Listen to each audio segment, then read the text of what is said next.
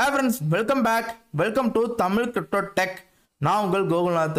இந்த வீடியோவில் வந்து ஒரு 6 டாபிக் பற்றி முக்கியமாக பேசியிருக்கேன். ரொம்ப முக்கியமான டாபிக். இந்த வீடியோ எல்லாத்துக்கும் ஷேர் பண்ணுங்கள். ஏன்னா கேட்டால் வந்து எப்பவுமே வந்து இந்த பிட்காயின் ஆல்விங்க்கு அப்புறம் பிட்காயின் பம்ப் ஆகிடும், அந்த 4 இயர் சைக்கிளுங்கிற மாதிரி சொல்கிறாங்க. பட் இது உண்மையா? ஏன்னா வந்து ஒரு சில பேர் இதை நம்ப மாட்டுறாங்க. இதனால் வந்து டீட்டெயிலாக இந்த வீடியோவில் வந்து அது இருக்குமா இருக்காதா அண்டு வந்து இந்த ஆல்விங்கை தவிர இந்த ஆல்விங்கிறது ஒன் ஆஃப் த ரீசன் தான். இன்னும் வந்து ஏகப்பட்ட ரீசன்ஸ் இருக்குது பிட்காயின் பம்ப் ஆகிறதுக்கு. ஸோ அதையும் நான் சொல்லியிருக்கேன். இது வந்து இந்த ஆல்விங்கிறது வந்து ஒரு 10% கூட கிடையாது. நான் ஃபுல்லாக சொல்கிறேன், இந்த வீடியோ ஃபுல்லாக பாருங்கள். ஃபஸ்ட்டு டாபிக் வந்து பிட்காயின் ஆல்விங் பற்றி பார்த்துக்கலாம். பிட்காயின் இதை பொறுத்த வரைக்கும் வந்து இந்த பிட்காயின் ஆல்விங் வந்து இருக்காதுங்கிற மாதிரி சொல்கிறாங்க. ஸோ பிட்காயின் ஹிஸ்ட்ரியை வச்சு நம்ம பார்த்துருவோம். நம்ம 2012 வந்து பிட்காயின் ஆல்விங் நடந்துச்சு. அதுக்கப்புறம் வந்து உங்களுக்கு வந்து ஒரு வருஷம் வந்து பிட்காயினோட ஒரு பெரிய ஒரு பம்ப்பு. அதுக்கப்புறம் வந்து ஒரு 400 days வந்து திருப்பி ஒரு பியர் மார்க்கெட்டு. அதுக்கப்புறம் சைடுவேஸில் வந்து கிட்டத்தட்ட வந்து ஒரு 5 days போயிருக்கு. அதுக்கப்புறம் அடுத்த ஆல்விங் வந்திருக்கு 2016 ஆல்விங். அந்த ஆல்விங் முடிஞ்சதுக்கப்புறம் வந்து ஒரு நல்ல பம்ப்பு. அப்புறம் ஒரு 400 days வந்து உங்களுக்கு வந்து ஒரு பியர் மார்க்கெட்டு. அப்புறம் ஒரு 5 days வந்து திருப்பி ஒரு சைடுவேஸில் போயிருக்கு. இப்போ அடுத்த ஆல்விங் நடந்திருக்கு 2020. அதுக்கப்புறம் திருப்பி ஒரு வருஷத்துக்கு மேலே வந்து 15 months வந்து திருப்பி ஒரு புல்லிஷில் போயிருக்கு. திருப்பி வந்து ஒரு 400 days வந்து உங்களுக்கு ஒரு பியர் மார்க்கெட்டு. திருப்பி வந்து ஒரு 400 days வந்து சைடுவேஸில் போயிருக்கு. அது வந்து அடுத்த ஆல்விங் 2024 இந்த வருஷம் ஆல்விங். இப்போ வந்து ஏகப்பட்ட யூடியூபர்ஸ் ஆகட்டும், நானும் வந்து பிட்காயின் ஆல்விங்னால பிட்காயின் ஆல்விங் அப்புறம் பிட்காயின் பம்ப் ஆகிடும் அப்படிங்கிற மாதிரி தான் நாங்களும் யோசிச்சுட்ருப்போம். ஏன்னா பிட்காயின் ஆல்விங் அப்போ வந்து சப்ளை வந்து கம்மியாகும், ஒரு 50% வந்து வர சப்ளை வந்து கம்மியாகும். ஸோ அதனால் பம்ப் ஆகிற மாதிரி நாங்களும் யோசிப்போம். பட் இது வந்து வெறும் ஒரு 5% ரீசன் தான். ஏகப்பட்ட ரீசன்ஸ் வந்து பின்னாடி இருக்குது பிட்காயின் வந்து பம்ப் ஆகிறதுக்கு. ஸோ இது வந்து வெறும் 5% தான். ஓகேங்களா? இது என்னென்னு பார்ப்போம் நம்ம. இப்போதைக்கு ஃபஸ்ட்டு டாபிக் வந்து இந்த ஹிஸ்ட்ரி படி ஆல்விங் அப்புறம் பம்ப் ஆகிருக்கு. அப்படி பார்த்தீங்கன்னா வந்து அடுத்த ஒரு வருஷத்துக்கு பிட்காயினோட பம்ப், அடுத்த வருஷம் அக்டோபர் வரைக்கும் ஒரு பம்ப் இருக்கும். அப்புறம் ஒரு பேர் மார்க்கெட்டு அப்படி தான் நடக்கும். ஓகேங்களா? இப்போதைக்கு வந்து இந்த 5%க்கு மேலே என்னென்ன ப்ரெசன்ஸ் இருக்குது, என்னென்ன டாபிக்ஸ் இருக்குங்க பார்ப்போம். இப்போ நம்ம முக்கியமான 2வது டாபிக்குள்ளே போவோம். நம்ம 2வது டாப்பிக்கை பொறுத்த வரைக்கும் வந்து பிட்காயினும் குளோபல் மணி சப்ளையும் வந்து உங்களுக்கு வந்து கோர்லேட்டாக வந்து உங்களுக்கு வந்து ஒர்க் ஆகிட்டுருக்கு. நீங்கள் அதில் பார்த்தீங்கன்னா வந்து இதில் வந்து ஃபெட்டு, அதுக்கப்புறம் வந்து யூரோப்பியன் பேங்கோட மணியெல்லாம் இதில் வந்து குளோபல் மணி சார்ட். இது அந்த சார்ட்டை பொறுத்த வரைக்கும் இந்த பிளாக் கலர் வந்து பிட்காயினுங்க, இந்த ப்ளூ கலருங்கிறது வந்து குளோபல் சப்ளை, மணி சப்ளை. இது பாருங்கள், ஈக்குவலாக வந்து உங்களுக்கு வந்து பிட்காயினும் இதுவும் வந்து எந்த அளவு ஈக்குவலாக வந்து உங்களுக்கு கோரிலேட் பண்ணி போயிருக்கு பாருங்கள். இங்கே பம்ப் நடந்தால் இங்கே ஒரு பம்ப் நடக்குது, இங்கே ஒரு டம்ப், இங்கே பிட்காயின் இங்கே மணி சப்ளை டவுன் இருந்துச்சுன்னா இங்கே டவுனு, அதுக்கப்புறம் வந்து பெரிய பம்ப்பு. இந்த சார்ட் ரெண்டும் நீங்கள் பாருங்கள் எந்த அளவுக்கு வந்து உங்களுக்கு வந்து ஒரு நல்ல ஒரு கோரிலேட் ஆகி போயிட்டுருக்குன்னு பாருங்கள். ஸோ அப்படி இருக்கும்போது வந்து என்னையை பொறுத்த வரைக்கும் வந்து இந்த சார்ட்டு படி ஓகேப்பா, இது வந்து பழைய சார்ட்டு, முன்னாடிலாம் பம்ப் ஆகிருக்கு 2019 ஓகே, இனிமேல் பம்ப் ஆகுமா, இனிமேல் வந்து மணி சப்ளை வருமா அப்படின்னு கேட்டிங்கன்னா, ஸோ அதுக்கு தான் வந்து உங்களுக்கு வந்து மணி சப்ளை பற்றி உங்களுக்கு தெரிஞ்சுக்கணும். அதில் வந்து முக்கியமான விஷயம் வந்து இன்ட்ரெஸ்ட் ரேட். இந்த ஆர்டிக்கலை படித்து பாருங்கள்.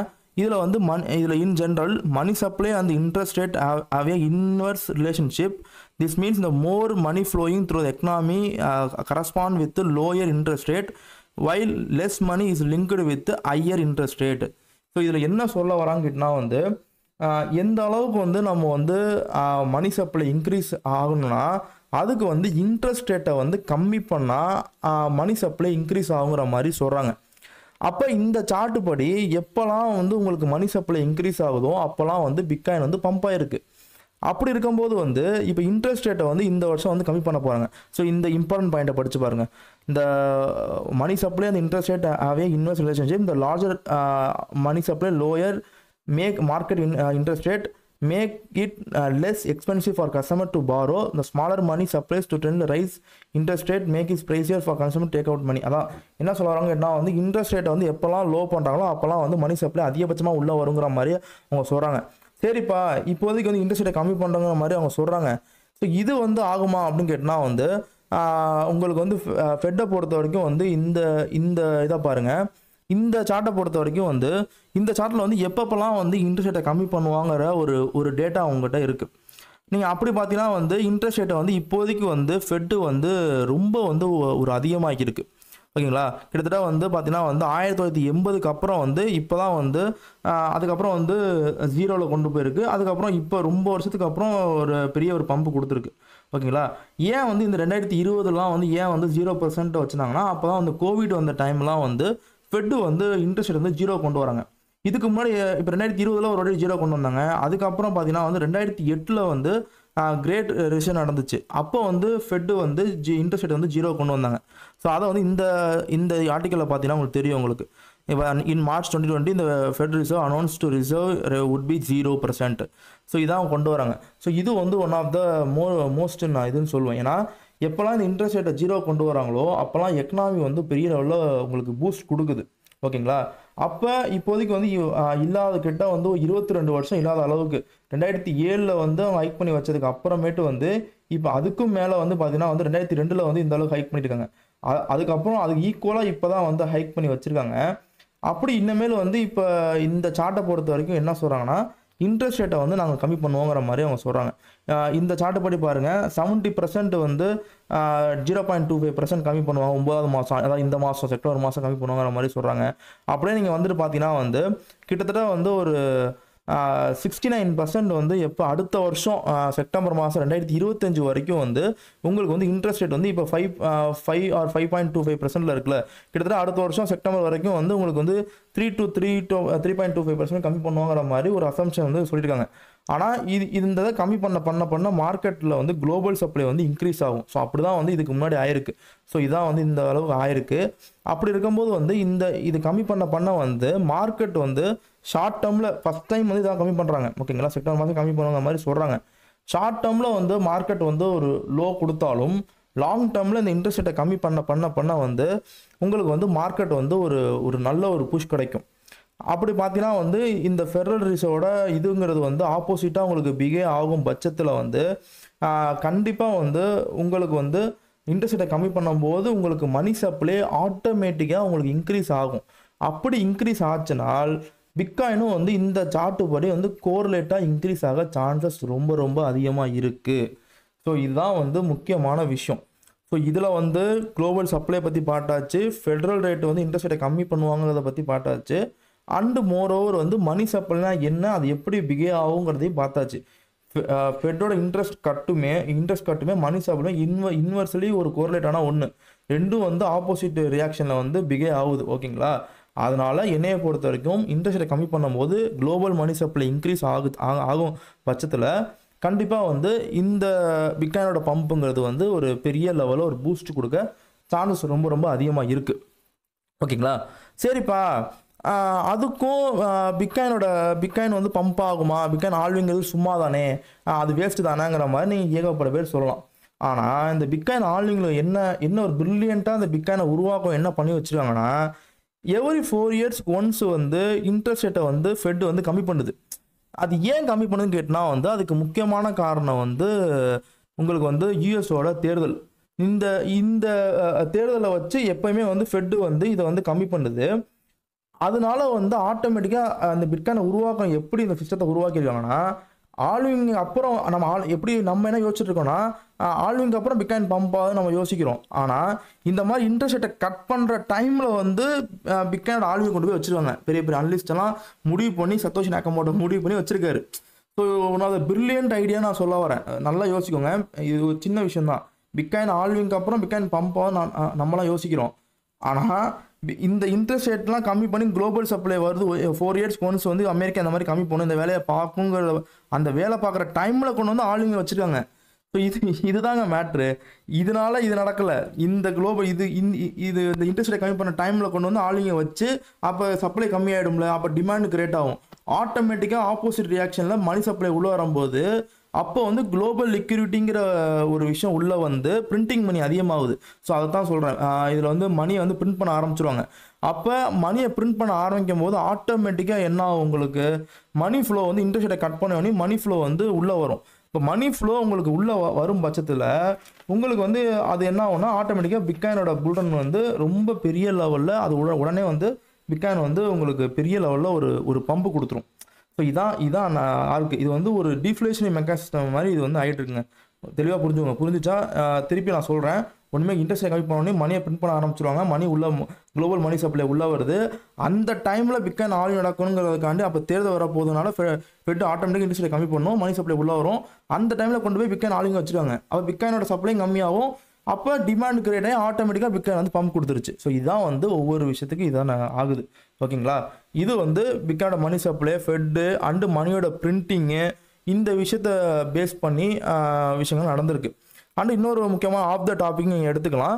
ஸோ அந்த டாப்பிக்கை பொறுத்த வரைக்கும் வந்து ஃபெட்டு வந்து அதிகபட்சமாக இன்ட்ரெஸ்ட் ஹைக் பண்ணதுங்கிறது வந்து இதை நான் பார்க்கும்போது தெரிஞ்சுக்கிட்டேன். 1980 வந்து ஹைக் பண்ணியிருக்கு. இது ஏன் ஹைக் பண்ணிச்சுங்க நான் தெரிஞ்சு படிக்க ஆரம்பித்தேன்.